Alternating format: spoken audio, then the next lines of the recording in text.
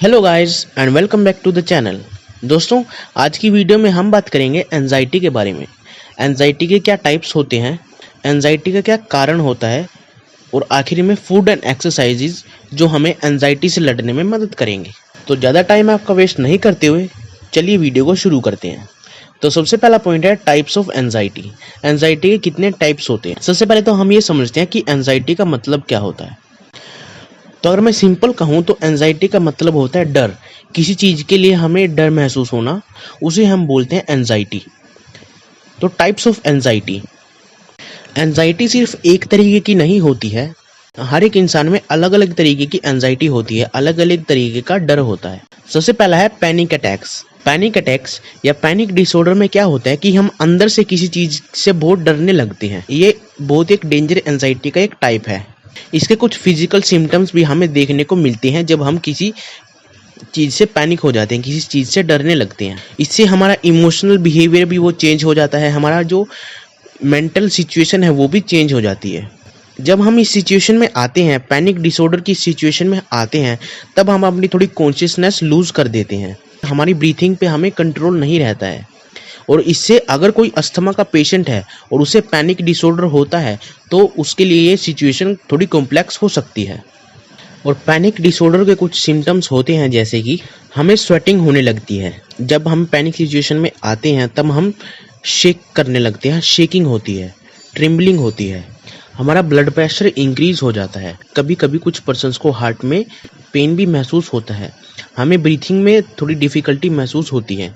तो ये कुछ सिम्टम्स हैं जब हम पैनिक अटैक्स को फील करते हैं। अब बात करते हैं सेकेंड टाइप की एंजाइटी का, जिसका नाम है सोशल एंजाइटी डिसऑर्डर, SAD।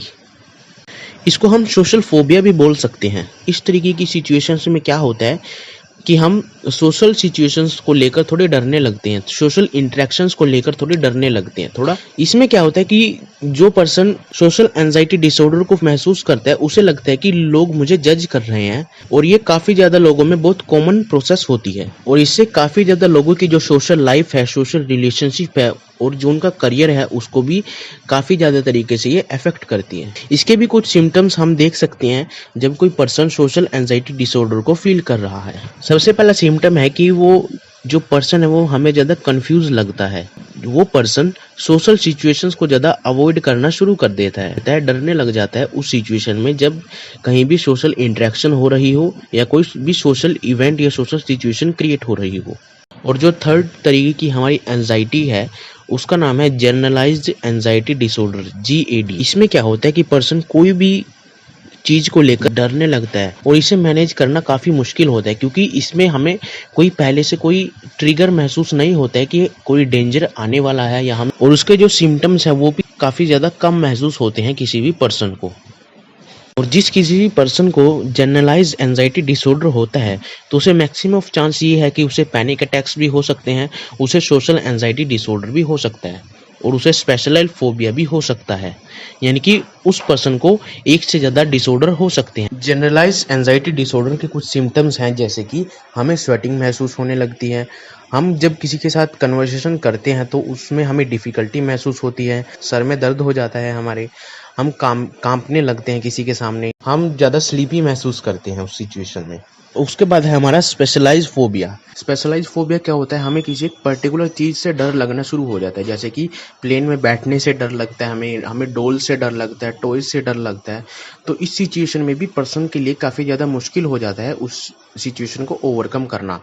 और जब पर्सन को इस तरीके का डिसऑर्डर होता है तो अपनी डेली लाइफ में भी उतना ज़्यादा इफेक्टिव नहीं हो सकता है, क्योंकि उसे ये चीज़ अपनी डेली लाइफ में फेस करनी पड़ती है, जिसकी वजह से वो काफ़ी ज़्यादा डिप्रेस फील करता है, अनकंफर्टेबल फील करता है।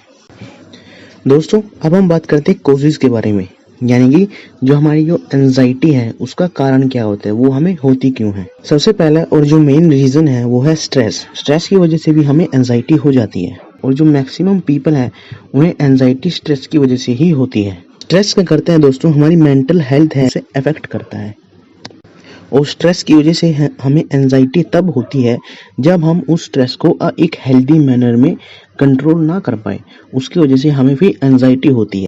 दूसरा जो रीज़न है जिसकी वजह से हमें एंजाइटी हो सकती है वो है जेनेटिक, यानी कि अगर आपके किसी फैमिली मेम्बर को कुछ ऐसी हेल्थ प्रॉब्लम्स है जैसे कि डिप्रेशन वगैरह, तो वो आपको भी हो सकती है जेनेटिक्स केसेस की वजह से। थर्ड पॉइंट है जिससे हमारी एंजाइटी डेवलप हो सकती है, वो है अल्कोहल का इंटेक करना। अगर आप ज़्यादा ही मात्रा में अल्कोहल का इंटेक करते हो तो उससे भी आपकी एंजाइटी इंक्रीज हो सकती है और आपको एंजाइटी होने का खतरा बढ़ सकता है। ड्रग्स और कैफीन भी सेम काम करते हैं जैसे कि अल्कोहल करता है। अगर आप ड्रग्स और कैफीन की भी हाई अमाउंट अगर आप लेते हो तो उससे भी आपकी एंजाइटी बढ़ सकती है। तो ये सब कुछ एक मेन रीजंस हैं जिसकी वजह से हमारी एंजाइटी केस होती है। अब बात करते हैं दोस्तों कि अगर आपको एंजाइटी है और उसे अगर आपको ओवरकम करना है तो उसके लिए क्या क्या एक्सरसाइज हमें करनी चाहिए और क्या क्या हमें फूड इनटेक करना चाहिए। जब आप डिप्रेस्ड या फिर एंजाइटी फील कर रहे हो तो आपको क्या करना चाहिए, आपको ऐसे फूड खाने चाहिए जिससे आपको एनर्जी मिले, जिससे आपकी जो एनर्जी है, वो जो एनर्जी लेवल है वो बूस्ट हो। और एक्सरसाइज भी आपको इसी तरीके की करनी है जिससे आपको एक नई एनर्जी मिले। अगर हम फूड की बात करें तो इसमें सबसे अच्छा तरीका है कि आप ज़्यादा से ज़्यादा फ्रूट्स खाएं। उससे आपको एक अच्छा हेल्दी न्यूट्रिशन मिलेगा, अच्छी डाइट मिलेगी और एक एनर्जी का सोर्स भी एक अच्छा है। तो उससे भी आप अपनी जो एंजाइटी है, अपना डिप्रेशन है, उसे ओवरकम कर सकते हो। अब बात करते हैं एक्सरसाइज की कि आपको कौन सी एक्सरसाइज करनी चाहिए। आप डेली बेसिस पे वॉकिंग कर सकते हो। आपके आसपास जो भी ग्राउंड है, जो भी आपका पार्क है, आप उसमें डेली बेसिस पे जॉगिंग कर सकते हो, वॉकिंग कर सकते हो। उससे भी आपको एक अच्छा पॉजिटिव वाइब मिलेगी। आप नेचर में ज़्यादा टाइम स्पेंड करोगे और आपको अपनी जो नेगेटिविटी है उसे ओवरकम करने की पावर मिलेगी। दूसरा आप क्या कर सकते हो कि आप मेडिटेशन को एक हैबिट बना सकते हो। अगर आपको एंजाइटी है, स्ट्रेस है या डिप्रेशन है तो आप मेडिटेशन को अपने एक लाइफ का पार्ट बनाइए। उससे भी आपकी जो एंजाइटी है वो ओवरकम होगी। अब बात करते हैं कि मेडिटेशन करनी कैसी है। तो इसके लिए मैंने स्पेशली एक डेडिकेटेड वीडियो बना रखी है, माइंडफुलनेस। आप उस वीडियो को जाकर ज़रूर देखिएगा, वो आपको ज़रूर मदद करेगी कि आपको मेडिटेशन कैसे करना है और माइंडफुल बनना कैसे है। थर्ड, आप रिलैक्सेशन एक्सरसाइजेज यूज़ कर सकते हो जैसे कि योगा। आप योगा भी यूज़ कर सकते हो अपने स्ट्रेस को ओवरकम करने के लिए। या उससे भी एक सिंपल तरीका है, आप क्या कर सकते हो कि जैसे आप अपने बेडरूम में जाते हो, बेड पे लेटते हो, तो आप क्या कीजिए, आप अपनी आंखों को बंद कीजिए, अपने आप को एक रिलैक्सेशन पोज में रखिए, हाथों को सीधा कीजिए, पैरों को सीधा कीजिए और एक डीप ब्रीथिंग लेना शुरू कीजिए। ये भी सेम आपको उसी तरीके का बेनिफिट देगा जिस तरीके की मेडिटेशन आपको बेनिफिट देता है। आप अपनी ब्रीथिंग को महसूस कीजिए। फोर्थ, आप क्या कर सकते हो कि आप म्यूजिक सुनिए। म्यूजिक इस तरीके से सुनिए कि आप उसमें म्यूजिक में बिल्कुल फोकस रखिए। म्यूजिक सुनने से होता क्या है कि हमारी उस प्रेजेंट मोमेंट में अटेंशन इंक्रीज होती है। तो उस प्रेजेंट मोमेंट में अटेंशन इंक्रीज होने से हम अपनी जो स्ट्रेस है उस पर ध्यान नहीं देते हैं, जिससे हमारा जो स्ट्रेस है वो कम हो जाता है। तो म्यूजिक भी एक अच्छा तरीका है अपने स्ट्रेस को, अपनी एंजाइटी को ओवरकम करने के लिए। तो दोस्तों, इस वीडियो में मैंने एंजाइटी, इस बुक की जो समरी है उसके बारे में आपसे बात की है।